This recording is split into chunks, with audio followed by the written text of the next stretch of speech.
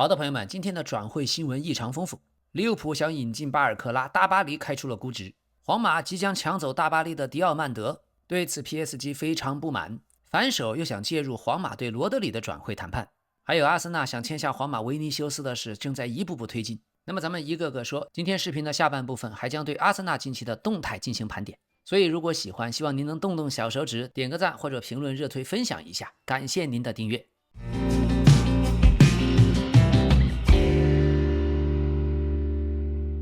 那麼首先，關於利物浦想引進大巴黎邊鋒巴爾克拉的事兒，大巴黎已經開了口，願意出售，但估值達到了 1.7 億歐元。這是根據今年夏窗摩根羅傑斯的轉會，還有埃里奧特安德森的轉會作為估值的標尺。巴爾克拉年僅23歲，但已經連續2次拿到了歐冠冠軍，在世界杯的表現也非常強勁。現在除了利物浦之外，已經有多家其他的俱樂部都在詢價，而大巴黎的主教練路易斯恩里克已經明確表示，他只想要那些100%願意效力於大巴黎的球員，而且他不會保證任何人的首發位置。那麼上賽季利物浦的管理層花了那麼多錢引進球員，最後一地雞毛。如果今年夏窗要真是花這個價錢買巴爾克拉，那老 K 認為真的是大冤種了。那麼不只是利物浦的主教練一年都要換，利物浦的高層一個都跑不了。要說皇馬的維尼修斯 1.7 億歐元那還差不多，但維尼修斯的合同只剩1年，肯定也賣不到這麼高的價錢。利物浦呢，從12個月前已經對巴爾克拉很感興趣，傳出過各種緋聞。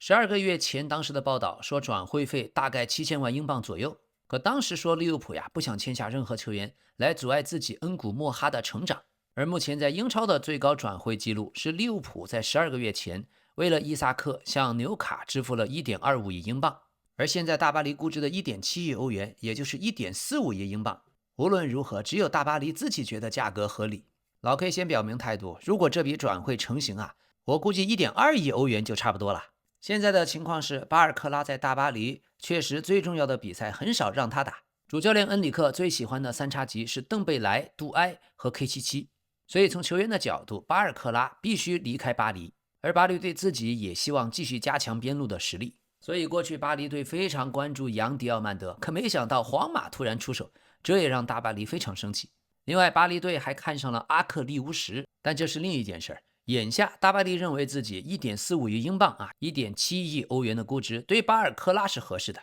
而過去幾個月，利物浦在對巴爾克拉的爭奪中始終處於領先位置，球員對轉會到利物浦持很開放的態度，只要利物浦能跟大巴黎談妥價格，巴爾克拉會優先考慮利物浦。現在紅軍的邊路也確實需要像他這樣一個技戰力，來了之後應該就是絕對主力。薩拉赫走了之後，利物浦下賽季的右邊鋒還不知道怎麼安排，但必須也要說利物浦的財務狀況確實非常好，去年花了快5個億，今年夏天還要補薩拉赫的空缺。可現在後防線科內特走了，范戴克越來越老，後場必須補強，搞不好今年又要花3-4個億左右。這對比一下豪門巴塞羅那，巴塞羅那來了個戈登，只要再來個中鋒，今年基本就引援結束了。另外，如果真的花超高的價格引進了巴爾克拉，說不定加克波會成為犧牲品。今年的世界杯在荷蘭隊我們都看到了，27歲的加克波仍然是世界頂級的水平。過去總說他只會內切，也許是主教練不會用。現在新的主教練伊勞拉手下，我倒是對下賽季的加克波充滿着期待。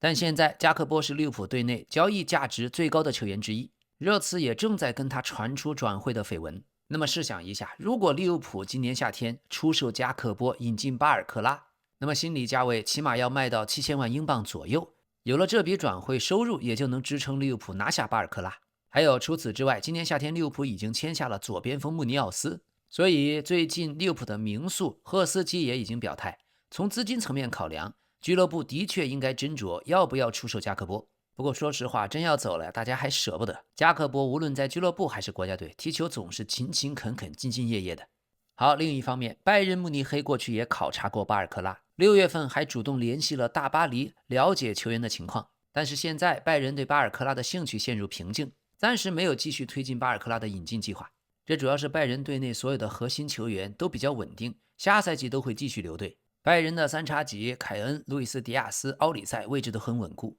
再加上有個穆夏拉，巴爾克拉真去了之後啊，上場時間搞不好比大巴黎還要少。而球員自己，巴爾克拉已經決定不會和大巴黎續簽新的合同，他現有的合同到28年6月30日到期，倒是還有2年。從邏輯上來說，今年如果高價賣不掉，留到去年也可以。但主教練路易斯·恩里克是個眼睛裡揉不得沙子的人，我估計大巴黎刚開始價格喊得高一點也可以理解。但巴爾克拉今年夏天離隊的概率超過80%，特別他的年齡有巨大的優勢，23歲已經在法國隊隱隱然佔據了主力左邊鋒的位置。他跟杜埃的競爭就比較有趣，在國家隊巴爾克拉上得多，在俱樂部杜埃更受信任。但關鍵是國家隊也換了帥，新的主教練齊達內麾下，那又不一定了。好，還有利物浦這邊也已經選好備選方案，如果大巴黎死活不降價，談不下來，那麼將把尤文圖斯邊鋒弗朗西斯科·孔塞桑作為第二選擇，這也是一種很有效的跟大巴黎討價還價的方式。尤文圖斯去年花了950萬歐元將孔塞桑從波爾圖租借過來，今年夏天又花費了3200萬歐元完成永久轉會，尤文倒是不急於出手。另外，德甲的萊比錫隊在即將失去揚迪奧曼德之後，也在尋找替代者，孔塞桑也是他們的目標。還有國際米蘭，陣容方面也缺少像孔塞桑這樣的邊鋒。國際米蘭的踢法有時候很容易被對方預判，如果打不開局面，就非常需要一名擅長1對1、能制造混亂和人數優勢的球員。而孔塞桑擅長盘帶，每次替補登場都能發揮作用。他還剛剛斬獲了上賽季意甲年度的最佳進球獎項。而尤文图斯的陣容存在冗员，需要清理。但很不幸的是，凱夫倫·图拉姆剛剛受傷，他將缺席整個季前賽。尤文想出售他已經變得不可能，所以尤文图斯今年夏天只剩3個可供出售的球員。第一，29歲的巴西後衛布雷默，他的合同中有一條5800萬歐元的解約金條款。第二位卡盧盧，切利克來了之後將和他競爭首發位置。第三位就是孔塞桑，雖然新主教練斯帕萊蒂也非常欣賞孔塞桑。好，回到大巴黎的邊鋒巴爾克拉，從球員自己的角度，今年夏天他倒不一定非得離隊，如果再熬12個月，明年夏天轉會的時候，他會獲得更多的簽字費。所以接下來幾周這件事必須給出答案。利物浦、阿森納、拜仁慕尼黑、切爾西目前都對他感興趣，但據說巴爾克拉自己暫時不考慮倫敦的球隊。這件事情由於牽涉的金額過大，那麼大巴黎主席納塞爾已經決定將和體育總監坎波斯一起直接參與到任何有關巴爾克拉離隊的談判。對大巴黎來說，無論如何，最好的方案是今年夏天在球員轉會價值最高的時候高價出售。好，第二件事情，皇馬引進迪奧曼德。過去這1-2天，在皇馬突然介入迪奧曼德之後，大巴黎也正在嘗試想重啟和萊比錫的談判，可球員已經同意加盟皇馬，所以局面對大巴黎非常被動。皇家馬德里非常有信心，已經有消息指出，迪奧曼德將在本周就能開始和皇家馬德里進行訓練，多半俱樂部之間的價格已經談好了，簽約隨時有可能完成，有的說已經達成口頭協議，只待敲定最終的細節。這方面老 K 還真佩服皇馬的效率，如此重量級涉及巨大金額的轉會，皇馬一出手就知有沒有。那麼老 K 個人估計，未來24小時隨時有可能官宣，轉會費大概是1.15到1.2億歐元。有消息說，皇馬主教練穆里尼奧已經直接和球員迪奧曼德進行了溝通，直接向他闡述了自己對他融入球隊的規劃。這說明迪奧曼德來皇馬不僅僅是一個培養項目，而是會直接成為皇馬未來的重要組成部分。皇馬新的3叉戟，迪奧曼德會踢主力。那麼1.2億歐元這個價格，大巴黎方面認為要價過高，但他們對現在皇馬突然搶走迪奧曼德感到非常不滿。原本大巴黎認為迪奧曼德自己已經板上釘釘了，但隨着皇馬介入，情況才發生了突然的变化。而現在新的情況，皇馬內部認為大巴黎想報復皇馬在迪奧曼德轉會上的動作，所以向曼城詢問了羅德里的情況。皇馬相信大巴黎並非真心求購羅德里，只是想讓皇馬多花一筆大錢。好，那麼剛剛最新的消息，羅馬諾已經黑位購了，皇馬超過1億歐元簽下了揚迪奧曼德。那麼最新，迪奧曼德澄清了一切，說他跟皇馬以及大巴黎所達成的條款幾乎是完全相同的，無論是長期合同還是薪水，大巴黎在6月開出的條件和皇馬在24小時前開出的條件都非常相似，所以最後是完全取決於球員自己的決定。球員最後通知了萊比錫，也通知了所有參加此事的俱樂部說，我想去皇馬。於是大巴黎退出了所有的談判，他們感到非常沮喪。原本巴黎期望能夠完成迪奧曼德的交易，在這件事情上大巴黎付出了很久的努力，一直就在推進，大巴黎做了非常艱苦的工作，想和迪奧曼德達成協議，想和他的經紀人達成協議，並推動俱樂部之間的談判。為了取得進展，大巴黎和各方面在好幾個層面上都進行了對話。隨後，大巴黎原本有幾個星期的時間去完成和萊比錫俱樂部之間的交易。要知道，大巴黎和萊比錫的關係本身就非常好。幾年前，他們完成了哈維·西蒙斯的交易，但是最終皇馬介入了。皇馬傾其所有，非常強勢的介入，並且和球員達成了協議。而這裡面一個至關重要的部分，就是皇馬主教練若澤·穆里尼奧和老佛爺。穆里尼奧不惜一切代價想要得到迪奧曼德。他曾經提到過，在皇馬需要更快的速度。穆里尼奧在锋線上想要一名速度快、具備1對1能力，而且能夠進球、能夠助攻的球員。而最終老佛爺決定傾其所有，強勢推進迪奧曼德的轉會，原因只有一個，他想給穆里尼奧他想要的東西，他想給穆里尼奧所需要的東西，他想要完全遵從穆里尼奧的意願。所以今年夏天皇馬的許多簽約，從鄧弗里斯到庫庫雷利亞，再到現在的迪奧曼德，直接推手都是穆里尼奧推動了多筆重磅的簽約。而迪奧曼德這個名字也是穆里尼奧在今年夏季轉會窗親自力主的皇馬首要目標。那麼這也是最近幾天最重磅的爆炸性新聞。不過雖然羅馬諾已經 here we go 了，德國天空體育卻硬剛羅馬諾，說皇馬和萊比錫還沒有就迪奧曼德達成協議。究竟怎麼樣，咱們繼續拭目以待。但是由於弗朗基·德容遭遇了長期傷病，巴塞羅那突然出手了，他們在加快尋找中場補強的方案，也已經和羅德里的團隊取得聯繫。那麼根據 Kelch 網站的數據預測，目前羅德里最可能加盟的球隊概率分別為皇馬68%的可能，巴塞羅那36%，曼城29%。可球員的未來仍然將取決於球員自己的意願，還有曼城的態度以及各方談判的進展。另外，这件事情還將直接關係到楚阿梅尼會不會去曼聯。最新的消息，曼聯知名的跟隊記者發文，只要皇馬鬆口願意出售楚阿梅尼，那球員本身並不排斥前往曼聯踢球，但曼聯必須解決轉會費還有球員的薪水這兩大關鍵問題。皇馬當初給26歲的楚阿梅尼開出了3年的續約合同，也上調了薪水的待遇。這一部分原因是當時皇馬認定沒法簽下曼城的羅德里，但後續的發展很快，皇馬立刻又判斷羅德里存在轉會皇馬的可能性。所以皇家馬德里如果要大手筆引援，就必須通過出售手裡現有的球員回籠巨額的資金。眼下皇馬也正在籌劃多筆轉會的運作，出售楚阿梅尼是最大可能性的選項之一。原本球員的合同只剩2年到期，但是簽下了新的續約合同之後，這反而可能抬高轉會的標價。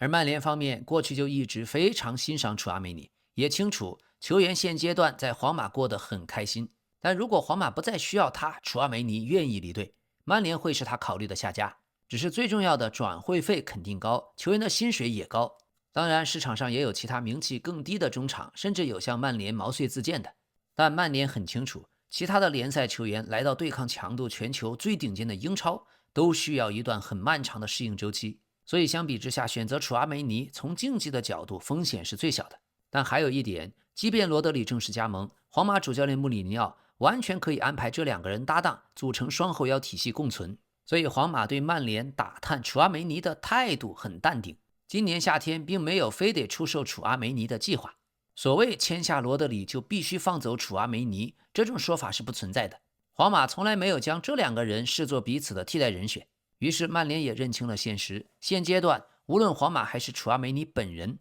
都沒有主動要推動轉會的意向。曼聯感覺這筆交易成型的概率極低。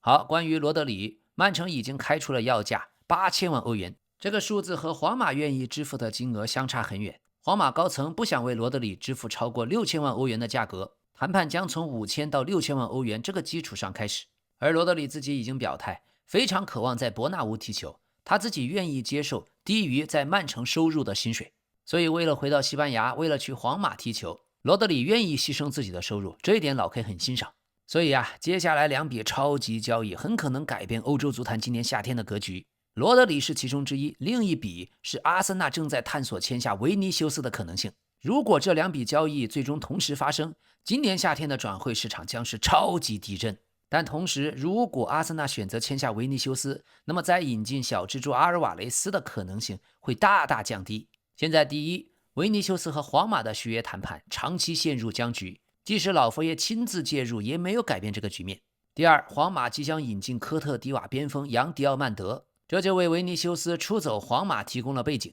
而且再提醒一點，楊迪奧曼德和維尼修斯是同一家經紀公司。那麼維尼修斯的合同只剩12個月，如果未來1個半月不能續約，那最明智的做法就是今年夏天必須出手。而阿森納如果接手，那麼今年夏天追求阿爾瓦雷斯的可能性幾乎就沒有了。目前維尼修斯週薪40萬英鎊，阿森納已經準備好為他開出更高薪水的合同，這也會是阿森納隊史的最高薪資合同。俱樂部內部一直不斷在核算簽下維尼修斯需要多大的資金規模，但老板已經表態，財力不會成為阿森納追求維尼修斯的阻礙。上賽季歐冠決賽，阿森納輸給了大巴黎，主教練阿爾特塔希望更進一步。幾個月前，阿森納已經用一份逐年遞增、週薪達到了36.5萬英鎊的續約合同留住了薩卡，這釋放出明確的信號，在時隔22年重奪英超冠軍以後，阿森納和阿爾特塔希望保住奪冠班底，而且在現有成功的基礎上繼續升級陣容。那麼前段時間，主教練和體育總監貝爾塔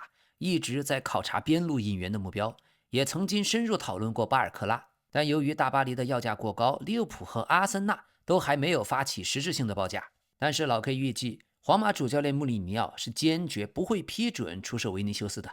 無論你續約不續約，從主教練的角度，穆里尼奧希望維尼修斯繼續成為皇馬的核心。所以有消息，皇馬內部對阿森納和維尼修斯的緋聞感到震驚。過去的歷史中，老佛爺極少同意放走正值巔峰期皇馬的核心球星。那麼還有維尼修斯也曾經被推薦給利物浦，估計這是經紀人的所為，但紅軍利物浦無意推進關於維尼修斯的談判。利物浦今年夏天的重點仍然是右路的補強。那麼所以維尼修斯、迪奧曼德、巴爾克拉、阿爾瓦雷斯，今年夏天鋒線上最大的這幾條魚，到底最後花落誰家？咱們拭目以待。好，現在有專家在分析26歲維尼修斯已經進入了合同最後一年，他目前的稅後年薪1500萬歐元，皇馬已經提供了2000萬歐元的續約報價，但維尼修斯要求3000萬歐元，也就是稅後的週薪略高於55萬歐元，也就是47萬英鎊。注意，這可是稅後啊！皇馬和維尼修斯一直在合同的金額上面互不讓步，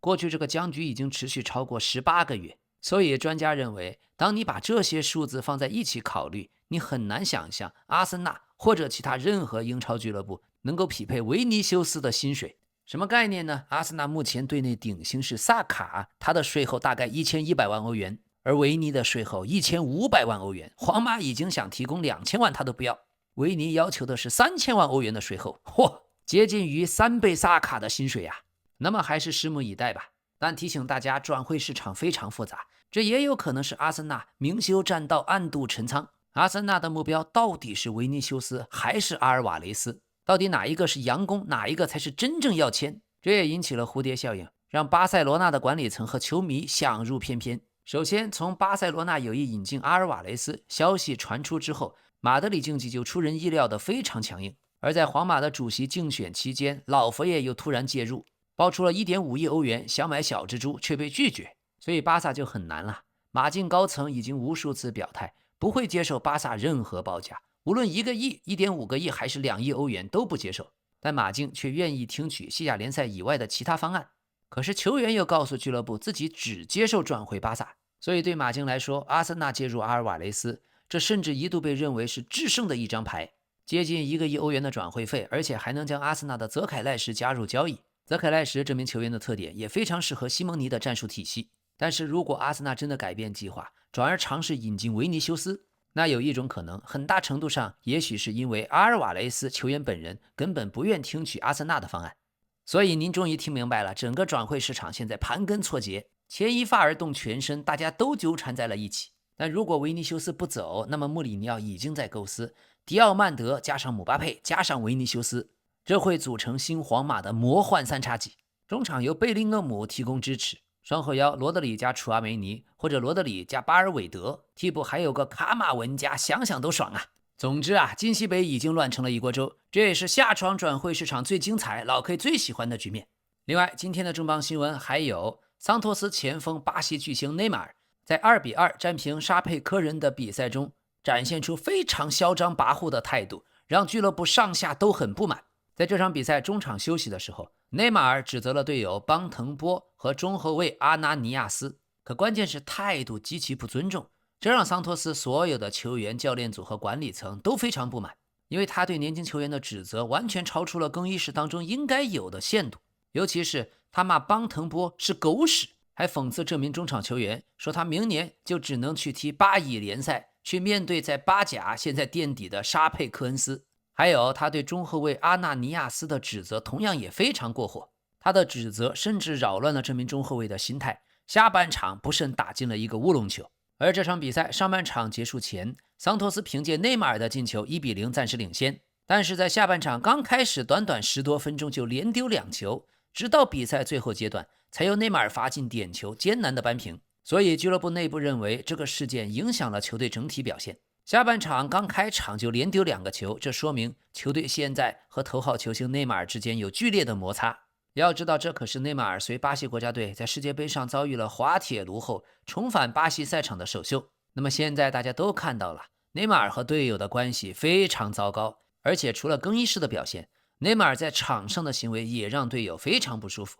因為每當队友未能完成進攻的時候，內馬爾都會不斷在公開場合對自己的隊友指責，特別是他當着球迷們的面用手勢指責隊友的時候，其他的球員尤其是外援甚至會感到害怕。這是利用自己影響力的優勢，帶着球迷網暴隊友啊！而且大家還聽到了許多隊友對內馬爾的身體狀態也不斷有抱怨。目前記者聯繫了內馬爾的團隊，但對方表示無可奉告。傳聞中被指責的邦滕波也通過新聞發言人表示，說中場休息的時候，內馬爾只進行了常規的批評，並沒有對自己進行辱罵。另一位阿納尼亞斯也在聲明中否認了內馬爾辱罵過自己，但也承認在更衣室裡確實有過常規的批評。接下來，桑托斯管理層計劃召開會議，查明這場風波更多的細節。但根據描述，這並非內馬爾第一次對隊內的年輕球員過度指責。去年，戴維德·華盛頓就在更衣室裡遭到了內馬爾嚴厲的批評，這導致他當場落淚。而現在，戴維德·華盛頓已經效力於切爾西。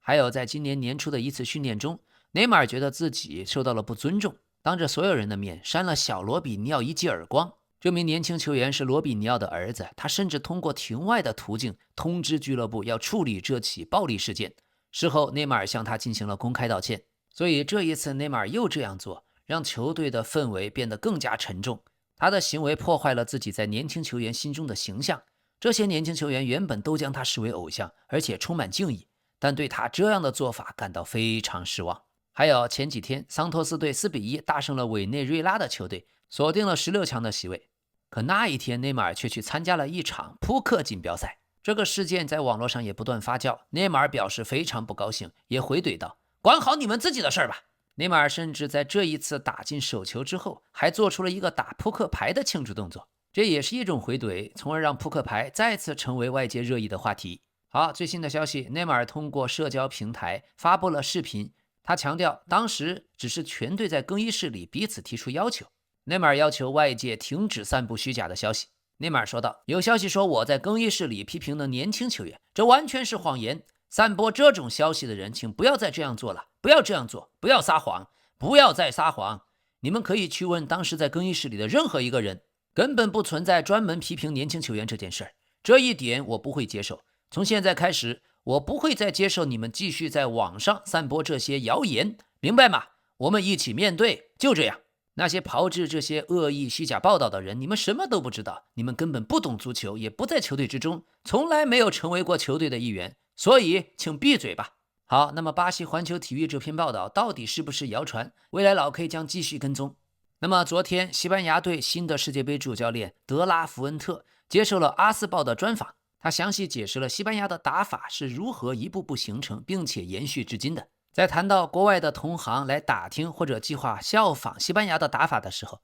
德拉福恩特說，很早以前就有了，早在梅伦德斯时期就已经開始，那是前西班牙 U19 的主帥，像英格蘭、法國、德國等等，有一段時間意大利那邊也經常有人過來看。德國有一個時期還建立起了非常堅實的基礎，和我們很像，但要效仿西班牙足球這並不容易，非常複雜。首先它需要很多年的努力，其次這離不開俱樂部的配合。俱樂部有很多優秀的教練，把球員培養得很好。西班牙球員由于從小接受這種培訓，所以最擅長執行這套打法。而在談到跟阿根廷的決賽，德拉芬特說，世界杯要求你以另一種方式去適應，你必須得和來自非洲、南美等多個地方的球隊交手。比如說，我們早就知道和烏拉圭的比賽以及和阿根廷的決賽會是什麼樣的，南美足球本來就是這樣，我們的準則是堅持我們的打法，沒有人偏離預定計劃或者進入對手的節奏，因為我們不懂怎麼踢他們那種足球，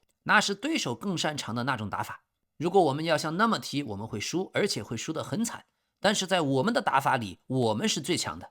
好的，那麼在今天，在西班牙塞維利亞還舉行了一場年度之夜6的業餘拳擊賽，阿根廷記者加斯頓·埃杜爾出馬，和西班牙记者阿吉雷展開了一場備受關注的拳擊對決。最終經過一場勢均力敵的較量，阿根廷跟隊記者埃杜爾以分歧判定不敵西班牙记者阿吉雷。哈哈，過去這兩個記者呀，在足球媒體領域有着非常多的恩怨。埃杜爾一直是阿根廷足壇非常有知名度的記者，長期跟蹤報道阿根廷國家隊。22年卡塔爾世界杯期間，他採訪梅西時經典的片段“給你兩個窩窩”，這在球迷群體中迅速走紅。而他的對手阿吉雷則是西班牙知名的體育記者，並且和 C 羅關係密切，再加上節目中經常發表鮮明犀利的觀點，阿吉雷是西班牙足球媒體圈中的熱門人物。所以这两個記者的對決從賽前就充滿了話題性，尤其是在梅西和 C 羅等等足球的話題上，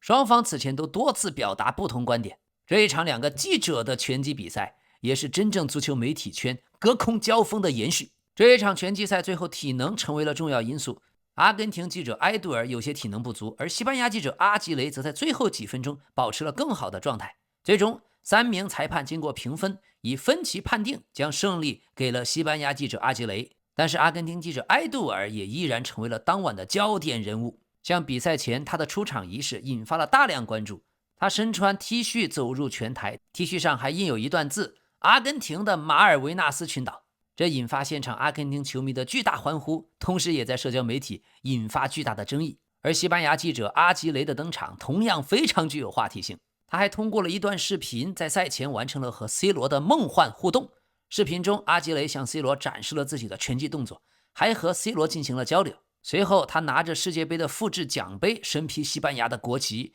在現場觀眾的高喊歡呼聲中走向拳台。這個拳擊賽事啊，所謂的年度之夜，現在是越來越有話題性。今年利用了世界杯決賽阿根廷和西班牙的熱度，那也是搞得非常成功啊。好，接下來輕鬆一下。最近曼城巨星哈蘭德透露，好萊塢演員荷蘭弟湯姆·霍蘭德曾經力邀他想加盟熱刺，但沒有成功。當時在2021年的摩納哥大獎賽，好萊塢巨星湯姆·霍蘭德見到了哈蘭德。當時哈蘭德效力於多特蒙德，剛剛在各項賽事出場了41次，打進41個球。所以霍蘭德看到有機會見面，就在社交媒體給這位挪威前鋒發了消息。後來哈蘭德在節目中承認呀，當時自己不知道霍蘭德是誰，所以選擇沒有回復這條消息。但後來哈蘭德知道怎麼回事之後，還是很有禮貌的主動又聯繫了霍蘭德。湯姆·霍蘭德是個狂熱的熱刺球迷，他於是寫道：嘿，夥計，剛剛在摩納哥看到你了，如果你想喝一杯或者做點什麼，請聯繫我，還有請來加盟熱刺吧。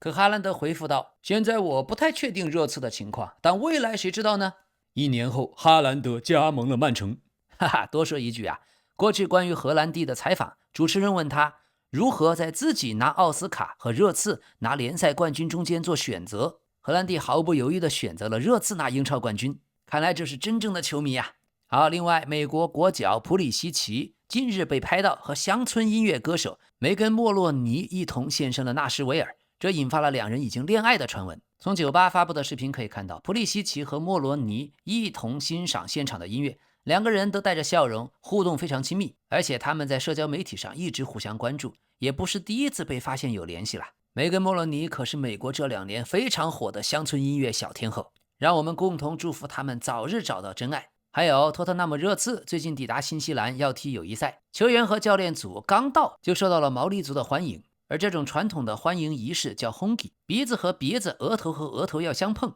人們用這種和對方貼在一起的方式，以此來分享生命之氣。在毛利文化中，這個儀式象徵着尊重、歡迎和團結，具有非常重要的文化意義，但看起來真的有些曖昧呀。那麼接下來看看阿森納這邊，阿森納還在繼續追逐紐卡斯爾的中場吉馬良斯，槍手希望下周就能推進談判。現在阿森納已經將巴西中場視為今年夏天引援的優先目標，希望在7月底之前就能完成協議。吉馬良斯一直是紐卡斯爾的重要核心，同時擔任了他們的隊長。他在中場的防守覆蓋範圍、推進能力以及比賽閱讀能力，也讓他成為英超多家豪門關注的对象。而對阿森納來說，一直就想引進一名頂級中場，如果能夠簽下吉馬良斯，將為阿爾特塔的中場體系提供更強的硬度、更好的創造力。那麼接下來紐卡是否願意放人，以及雙方能否就轉會費用達成一致，將成為關鍵性因素。英超過去3個賽季在成功對抗次數方面，吉馬良斯的697次居首，埃弗頓隊的塔爾科夫斯基675次位列次席，而第3名是今年夏天從狼隊轉会的維拉队的若昂戈麦斯641次，埃里奧特安德森第4，凱塞多第5。現在阿森納對吉馬良斯已經提出了3次口頭報價，他們準備支付7000萬英鎊以上的轉會費，吉馬良斯本人已經同意了大致的條款。那麼圍繞吉馬良斯的未來，這些緋聞讓紐卡非常不滿。紐卡斯爾認為吉馬良斯不會像去年的伊薩克一樣拒絕參加季前的訓練，也不會拒絕再為紐卡斯爾出場，他在更衣室很受歡迎。紐卡認為吉馬良斯會保持自己的職業態度，但接近吉馬良斯的人也告訴記者，球員希望自己的未來越早定下來越好。現在他正在世界杯以後享受休假，如果他想留下，紐卡也願意提供一份新合同。紐卡內部現在認為7000萬英鎊左右的報價會被拒絕，但阿森納願意開出比這個傳聞的數字更高的價格。另外有消息，阿森納如果最終沒法簽下紐卡的隊長吉馬良斯，那麼會把注意力轉向斯科特。這位伯恩茅斯的中場球員現在已經吸引到切爾西6400萬英鎊的報價，可阿森納也將他視為最主要的備選。斯科特和伯恩茅斯的合同即將到期，球員也決定不簽新的合同，但伯恩茅斯仍然不願意出售。好，另一方面，阿森納也在關注熱刺的队長羅梅羅。羅梅羅的潛在轉會費4250萬英鎊，如果這筆交易能夠發生，將極具爭議，因為他現在效力於阿森納的死敵熱刺隊。熱刺隊長加盟阿森納將成為這幾年最受關注的北倫敦轉會，球迷們的情緒以及俱樂部之間的關係都可能成為影響因素。但從競技角度來看，羅梅羅的能力毋庸置疑，他具有非常強硬的防守風格，出色的對抗能力，大賽經驗也很豐富，能夠提升阿森納後防線的競爭力。但請注意，這也可能是某些方面故意放出來的假消息，目的是想抬高球員的價格。現在真正感興趣的仍然是国際米蘭。國米的體育總監奧西里奧在接受採訪已經公開承認，國米確實對羅梅羅感興趣，毋庸置疑。國米已經和球員的經紀人和熱刺方面進行了溝通，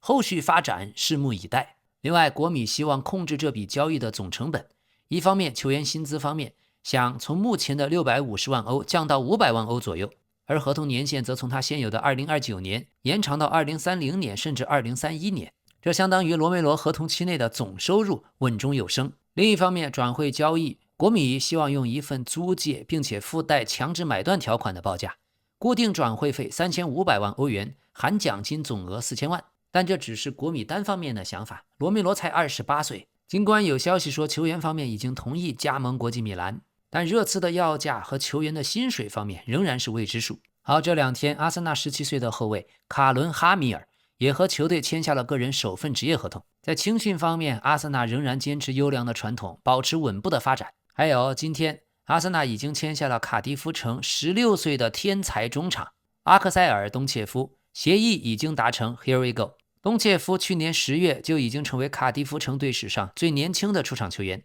他目前在阿森納已經完成了體檢。後防線方面有傳聞，阿森納和切爾西同時盯上了斯通斯。這位32歲的中後衛，大家都認為他可以幫助自己的球隊掌控球權。今年夏天，斯通斯剛剛幫助英格蘭打進世界杯半決賽，在場上和場下，他都為图赫爾的防線帶來了急需的沉穩。外界唯一对他最近在俱樂部的出場記錄有些擔憂，但世界杯已經提醒大家，斯通斯在最高水平的對決依舊還有很多能量可用。好的，漫長的夏天，感謝大家的陪伴。喜歡的話，歡迎您點讚、分享、評論、熱推，也歡迎您訂閱咱們頻道。咱們明天再見。